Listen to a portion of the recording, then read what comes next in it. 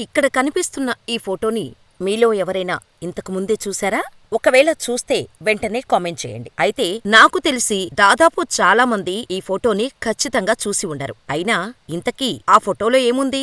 ఒక తెల్లవాడు నల్లవాళ్లతో కలిసి రోడ్డుపై కూర్చొని అన్నం కోసం యాచిస్తున్నాడు. అంతే కదా అనుకుంటే మాత్రం మీరు ఖచ్చితంగా తప్పుగా ఆలోచించినట్టే. అసలు ఆ ఫోటోలో ఉన్న ఆ తెల్లవాడు ఎవరు? ఆ ఫోటో గురించి ఎందుకు మాట్లాడుకోవాలి అంటే మాట్లాడుకోవాల్సింది ఆ ఫోటో గురించి కాదు, ఆ ఫోటోలో ఉన్న నల్లవాళ్ల గురించి కూడా కాదు, వాళ్లతో కలిసి కూర్చొని ఉన్న ఆ తెల్లవాడి గురించి. నల్లవాళ్ళు తెల్లవాళ్ళు అని అంటున్నా అని తప్పుగా అర్థం చేసుకోకండి. మీకు అర్థం కావడానికి మాత్రమే అలా చెబుతున్నాను. అయితే వీడియో చాలా ఇంట్రెస్టింగ్ గా ఉంటుంది. సో ఎక్కడా స్కిప్ చేయకుండా చివరి వరకు చూడండి. ఆ తర్వాత మా ఇన్ఫర్మేషన్ నచ్చితే వీడియోని లైక్ చేసి మా ఛానల్ ని సబ్స్క్రైబ్ చేసుకుని పక్కనే ఉన్న బెల్ ఐకాన్ కొట్టేసి నోటిఫికేషన్ ఆన్ లో పెట్టుకోండి. ఆ రోజు 2017 సెప్టెంబర్ 14. స్థలం ఢిల్లీలోని జంతర్ మంతర్. మహాత్మాగాంధీ జాతీయ గ్రామీణ ఉపాధి హామీ పథకం, Mahatma Gandhi national rural employment guarantee act, MNREGA కార్మికులు అంటే అదే కరువు పని కూలీలు. 5 రోజుల పాటు కొత్తగా తీసుకొచ్చిన ఆన్లైన్ సర్వీసుల వల్ల తమకు నష్టం జరుగుతుంది,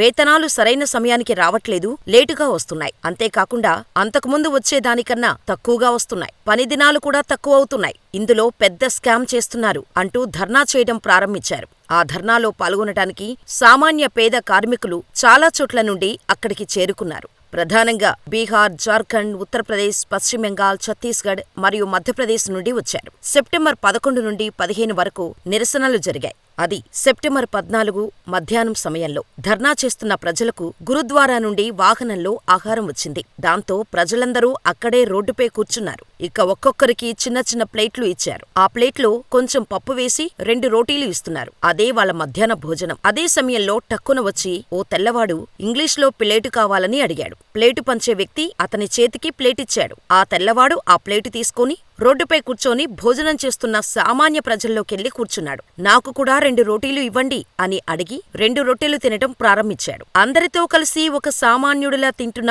ఆ తెల్లవాడు ఎవరో అప్పుడు ఎవ్వరికీ తెలియదు. ఆ తెల్లవాడు కూర్చొని భోజనం చేస్తున్న సమయంలో ఒక ఫోటోగ్రాఫర్ అతని ఫోటో తీసి సోషల్ మీడియాలో అప్లోడ్ చేశాడు. ఇంకేముంది, ఆ వ్యక్తి ఎవరో తెలిసిన వాళ్ళు షాక్ అయిపోయారు. 2 రోజుల్లో దేశం మొత్తం పాకింది. లక్షల్లో షేర్లు, లైకులు, కామెంట్లు. కానీ ఇంతకీ ఎవరతను?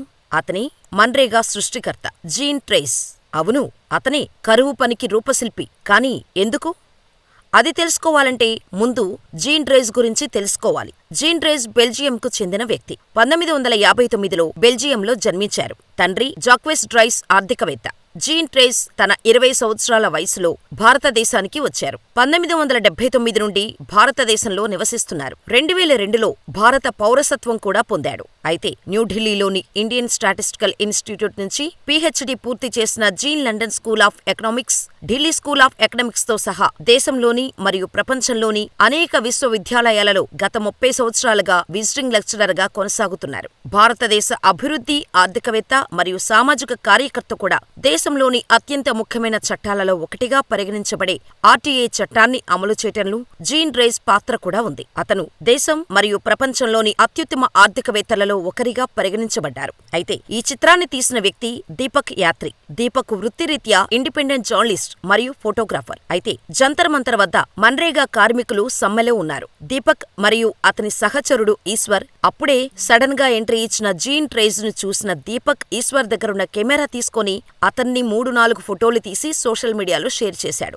అలా దేశం మొత్తం వైరల్ అయింది ఆ పోస్ట్. దీపక్ వంటి కొందరు వ్యక్తులు జీన్ ను గుర్తించి అతనికి కడుపు నిండా భోజనం తినిపించటానికి ప్రయత్నించారు. కానీ జీన్ మాత్రం అందరూ తినేది 2 రోటీలు మాత్రమే, నాక్కూడా అదే చాలు అని చెప్పి ఆ 2 రోటీలు తిని కార్మికులతో పాటు తాను ఎంతో నమ్మకంతో తీర్చిదిద్దిన మన్రేగాలో జరుగుతున్న అవినీతి పనులకు సామాన్యుడిలా అందరితో కలిసి పోరాడాడు. ఇండియాలో పుట్టలేదు, ఇండియాలో పెరగలేదు, కేవలం చదువుకోవడానికి వచ్చిన తన జీవితాన్నే ఇండియా కోసం అర్పించాలని నిర్ణయించుకున్నాడు జీన్.